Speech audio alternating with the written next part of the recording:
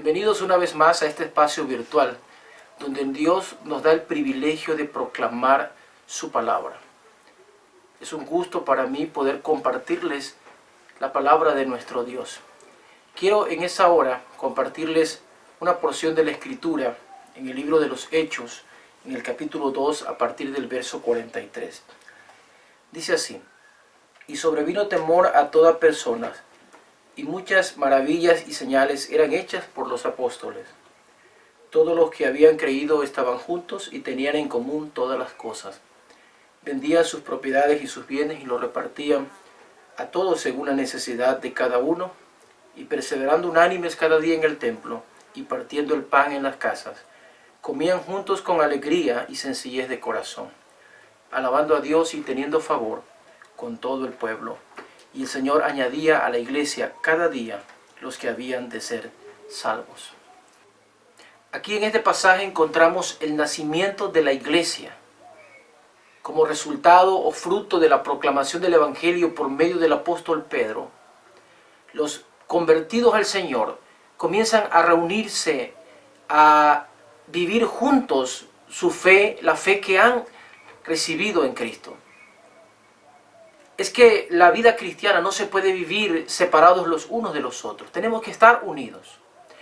Es entonces cuando nos preguntamos si es posible estar unidos cuando no podemos estar juntos en el mismo lugar, debido a las circunstancias que estamos viviendo. Pero el apóstol Pablo dijo que podemos estar ausentes en cuerpo, pero presentes en espíritu. Y es que la unidad de los creyentes va más allá de la estancia física. Claro que si podemos tenerla, es necesario procurarla. Sin embargo, cuando no se puede, como en esta situación, por las cuestiones sanitarias y las restricciones que tenemos debido a las enfermedades, es importante que podamos reconocer que nuestra unidad trasciende más allá de nuestra presencia física. Somos uno en el Señor, somos uno en espíritu. Tenemos una misma fe y un mismo bautizo. De tal manera que debemos siempre buscar esa unidad. Este pasaje revela las bases del ser y el quehacer de la iglesia de Cristo.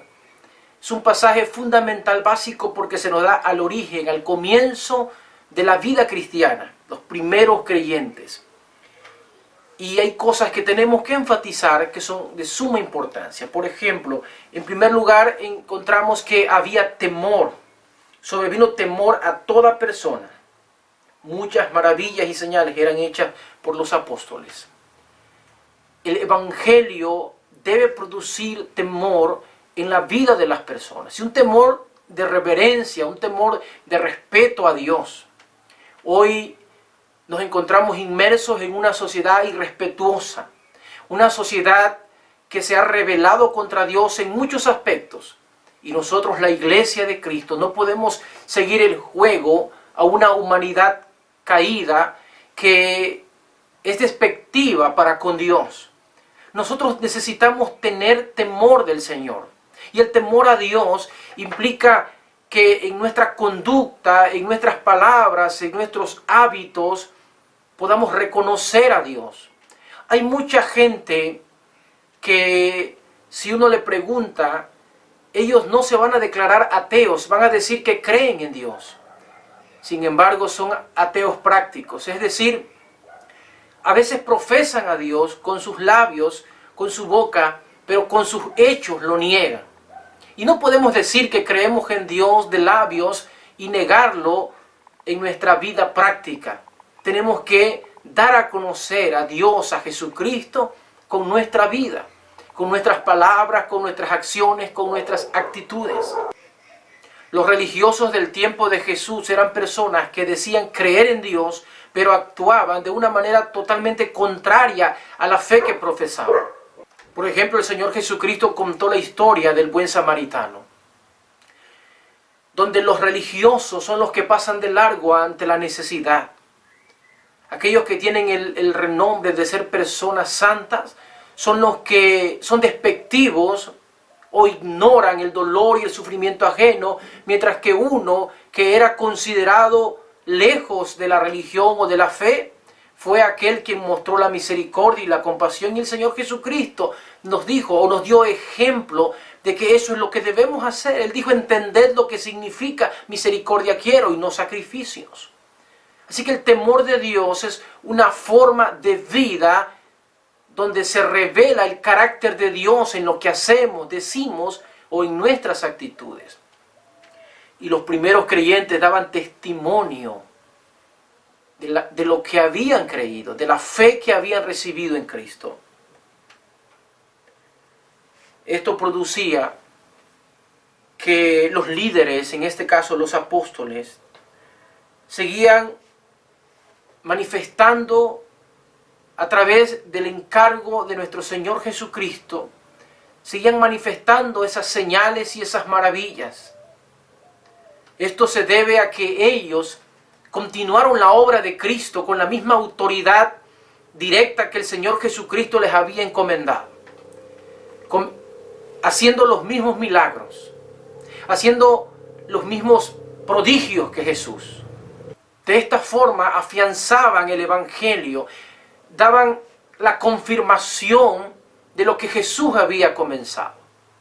Es cierto que hoy día nosotros no podemos tener la misma autoridad que ellos, que recibieron un encargo directo de nuestro Señor y Salvador Jesucristo. Sin embargo, sí tenemos la autoridad de Cristo para proclamar su palabra, y Dios nos respalda a través de su Espíritu Santo y a través de las obras portentosas que Él hace alrededor de lo que nosotros hacemos en su nombre. Él sigue haciendo milagros y sigue manifestando señales, solo que a veces no las vemos o no las entendemos. Pero Dios sigue obrando y sigue actuando. Y nosotros necesitamos seguir proclamando su palabra y su evangelio para que muchos conozcan a nuestro Señor y Salvador Jesucristo. El único en quien hay esperanza, el único en quien hay salvación, porque no hay otro nombre bajo el cielo dado a los hombres en el cual podamos ser salvos, solamente en Jesucristo. El pasaje nos sigue diciendo que todos los que habían creído estaban juntos y tenían en común todas las cosas. Ya hemos dicho que lo que nos mantiene unidos a nosotros es Jesucristo. No son los líderes, no son los edificios, no son las cosas que nosotros podamos hacer. Este problema se manifestó en la iglesia de Corinto. Los hermanos se dividieron y unos decían: yo soy de Pablo, yo soy de Pedro. Pero el Señor nos ha mostrado claramente que no podemos nosotros dividirnos, porque lo que nos une es mayor y más trascendente que un liderazgo, o inclusive que un lugar, o que una denominación religiosa. Lo que nos une es el Señor Jesucristo. Él fue el que murió por nuestros pecados. Esto fue lo que Pablo le dijo a la iglesia en Corinto: no morí yo por ustedes. Fue Jesucristo el que murió en la cruz por cada uno de nosotros. Y creemos en eso, y eso nos mantiene unidos. Él es el punto de unión, el vínculo perfecto en cada uno de nosotros los creyentes. Ellos habían creído en el Evangelio, habían creído en Jesucristo, y esto los mantenía unidos. De tal manera que practicaban la solidaridad. Porque cuando hemos venido a Cristo nos hacemos parte de una familia que trasciende a la familia sanguínea. Es decir, somos parte de la familia espiritual, una familia que va a trascender los tiempos y más allá de esta vida y esta época, en la eternidad perdurará. Y es aquí, en esta vida, donde vamos a manifestar esta fraternidad, este vínculo maravilloso, profundo y perfecto que nos une, que es Jesucristo nuestro Señor. Así que ellos vendían sus propiedades y se las repartían según la necesidad que tenía cada uno. Había una solidaridad, una fraternidad. Esta fraternidad debe seguirse manifestando, sobre todo cuando vivimos tiempos difíciles.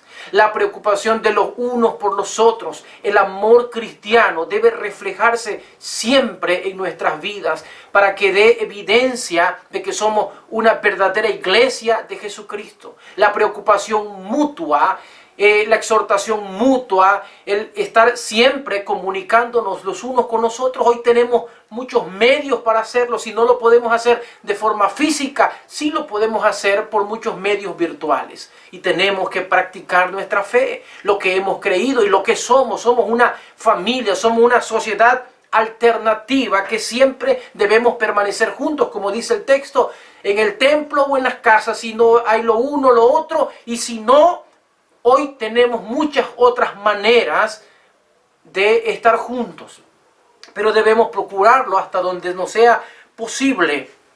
El punto de estar juntos era lo predominante en el texto o en esta historia.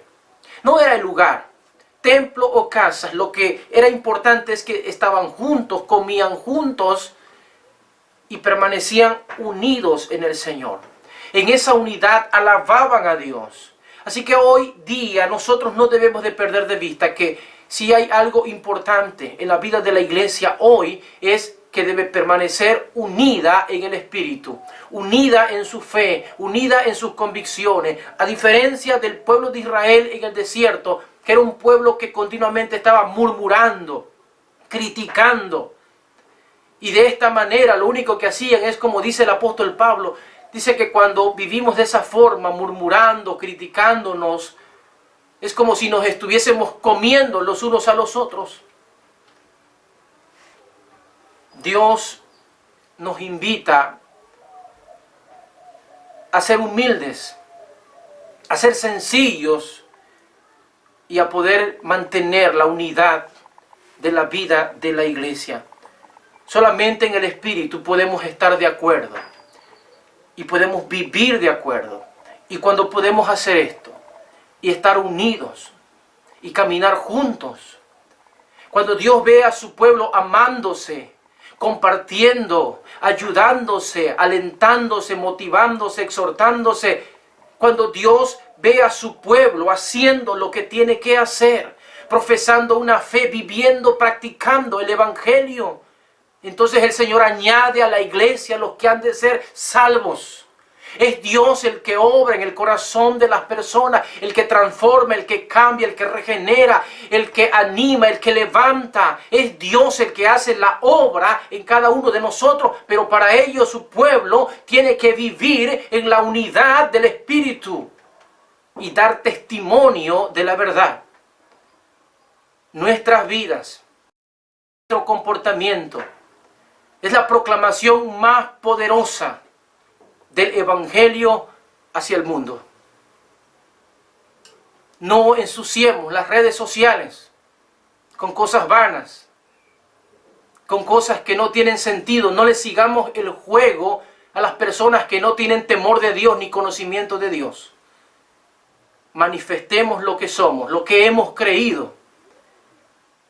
Y los milagros y las señales nos van a seguir. La presencia de Dios va a confirmar nuestras vidas y nuestro testimonio. Y el fruto se va a manifestar como el resultado de un pueblo que conoce a su Dios, que se esfuerza y actúa y que permanece en continua alabanza y adoración al Rey de Reyes y Señor de Señores, a nuestro Señor Jesucristo. Que Dios nos bendiga.